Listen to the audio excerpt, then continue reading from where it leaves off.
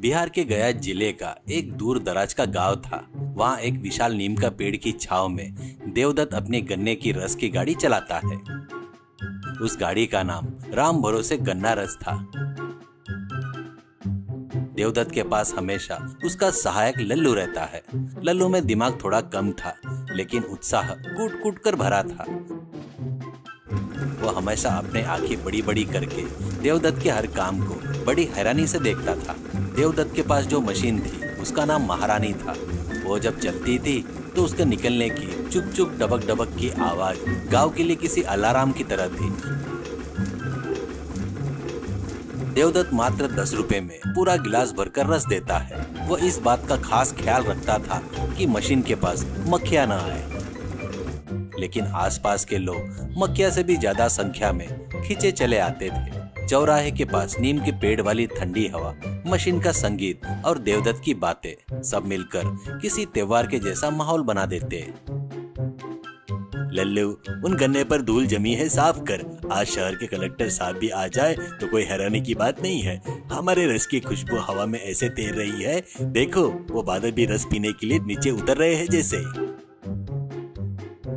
साहब, कलेक्टर साहब आए न आए, पर वो शुक्ला जी जरूर आ रहे हैं। उनके आने का मतलब है कि वो गिलास के रस से ज्यादा हमारे दिमाग का दही करेंगे। उनकी चाल तो देखिए, बिल्कुल 10 रुपए के मुड़े तुड़े नोट की तरह टेढ़ी मेढ़ी है। शुक्ला जी गांव के एक रिटायर्ड पोस्ट मास्टर थे। उन्हें दुनिया में अपनी सेहत, जेब में रखे 10 की नोट से ज्यादा कुछ प्यारा नहीं था। उनके साथ पंडित भी था, जिसे मुफ्त में कोई भी चीज मिल जाए तो वो नहीं छोड़ता था। उसका गमछा हरदम कुछ न कुछ बांधने के लिए तैयार ही रहता था। अरे देवदत्त, क्या बात है, आज तुम्हारी महारानी कुछ अलग ही राग गा रही है। गन्ना ठीक से साफ किए हो ना? आजकल मेरा गला खराब है, फिर से दर्द नहीं होना चाहिए। अगर हुआ तो दवा के पैसे तुम ही दोगे, समझे? शुक्ला जी, गला खराब हो तो गर्म पानी पीते हैं, गन्ने का रस नहीं। देवदत्त, मेरे गिलास में थोड़ा अदरक और पुदीना ज्यादा डालना। हाँ, बर्फ के टुकड़े कम रखना, क्योंकि बर्फ के रस से मात्रा कम हो जाती है। मुझे शुद्ध रस चाहिए। 10 रुपए दे रहा हूँ तो समझो अपना खून दे रहा हूँ। पंडित जी, आपके 10 रुपए में अगर मैं इतना अदरक पुदीना डालूं तो मेरे पास गन्ने की फाकी नहीं बचेगी। आप रस पी रहे हैं या मेरी जायदाद अपने नाम करवा रहे हैं? लल्लू, गन्ना डाल। लल्लू ने हैंडल घुमाना शुरू किया। झाग रस गिलास में गिरने लगा। लोग उत्सुकता से देख रहे थे। सफेद झाग किसी बादल के टुकड़ों की तरह गिलास के ऊपर तैर रहा था, जिसे देख पंडित की आंखें चमक उठी। वैसे देवदत्त, एक बात बताओ, आजकल सब लोग 20-30 रुपए वसूल कर रहे हैं, तुम 10 रुपए में क्यों दे रहे हो? इसके पीछे जरूर कोई गहरा राज है। मुझे लगता है तुम इसमें गंगाजल मिलाते हो, इसलिए इतना सस्ता है। अरे शुक्ला जी, इसके पीछे गंगाजल नहीं, एक बहुत बड़ी मूर्खता है। हमारे साहब का एक पुराना सपना था। एक पुरानी गलती की वजह से ये कीमत आज भी 10 रुपए की है। अतीत की एक झलक। देवदत्त पहले पटना में बड़ा व्यापार करना चाहता था। जब उसने एक पुरानी मशीन खरीदी तो बेचने वाले ने एक शर्त रखी। यह मशीन बहुत ही भावुक है, यह सिर्फ 10 रुपए का नोट देखकर ही चलती है। अगर तुम लालच में कीमत बढ़ाई तो इसके पास 20 रुपए का नोट लाए तो ये रस के बदले काला ग्रीस उगलेगी। देवदत्त ने तब यकीन नहीं किया। उसने ट्रायल के लिए 20 रुपए का बोर्ड लगा दिया। बस फिर क्या था, मशीन से रस निकलना बंद हो गया और अंदर का सारा ग्रीस देवदत्त के चेहरे पर आ गिरा। तब देवदत्त डर गया और इसे सेवा समझकर 10 रुपए में ही बेचता है। वर्तमान में वापसी। अरे लल्लू, ये पुरानी कहानियां बंद कर और पंडित जी को रस दे। पंडित जी रस पीते हुए गिलास की आखिरी बूंद तक ऐसे खींच रहे थे जैसे हवा पी रहे हो। वो आवाज मशीन के शोर से भी ज्यादा भयानक थी।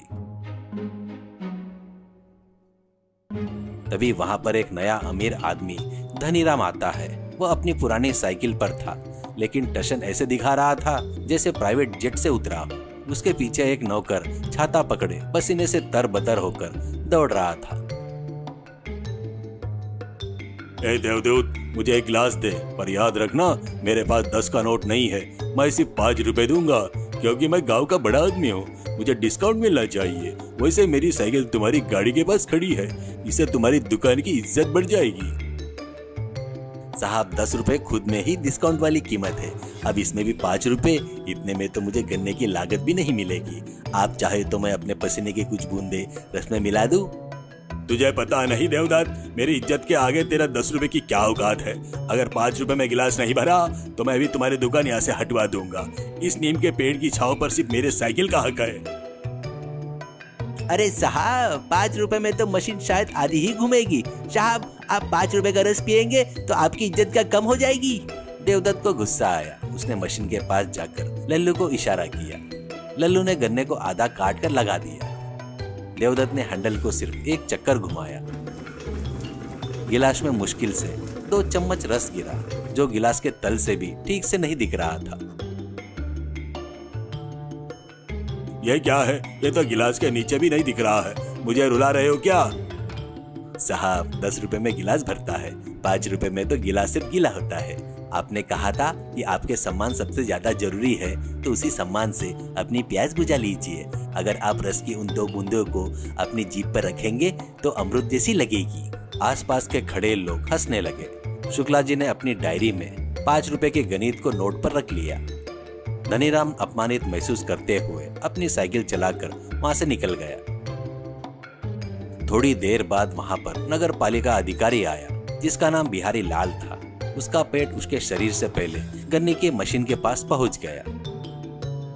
उसे रिश्वत से ज्यादा स्वादिष्ट भोजन का शौक था।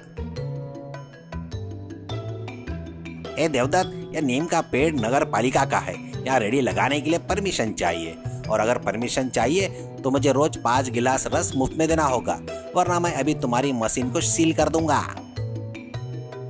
साहब 5 गिलास? हमारे साहब का खून पी लीजिए साहब, लेकिन 5 गिलास रस नहीं दे सकते।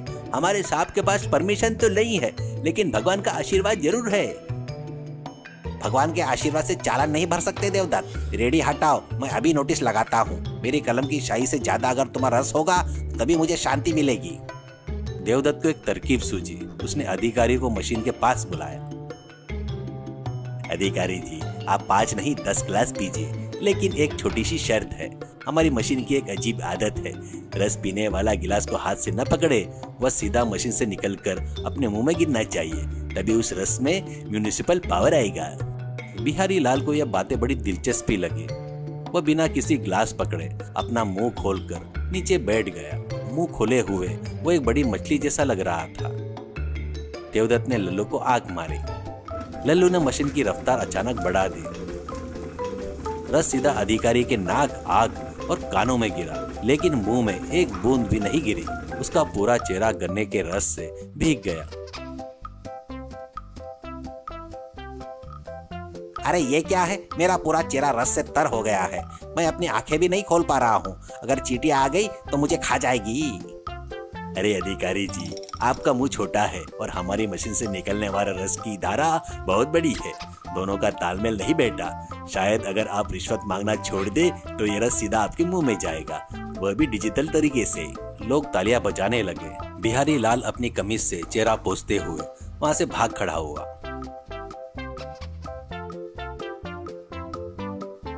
थोड़ी देर बाद एक चालाक व्यापारी आया, जिसका नाम बनवारी लाल था।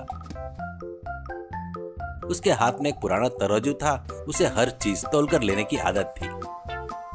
अरे देवदत्त, तुम 10 रुपए में रस दे रहे हो ना, मुझे एक गिलास तोल कर दो। वह पूरे 250 ग्राम होना चाहिए। 1 ग्राम भी कम हुआ तो पैसे नहीं दूंगा। साहब रस को तोलते हैं क्या? गिलास से मापा जाता है ना, तराजू से नहीं। आप रस पियेंगे या उसका सोना बनाएंगे?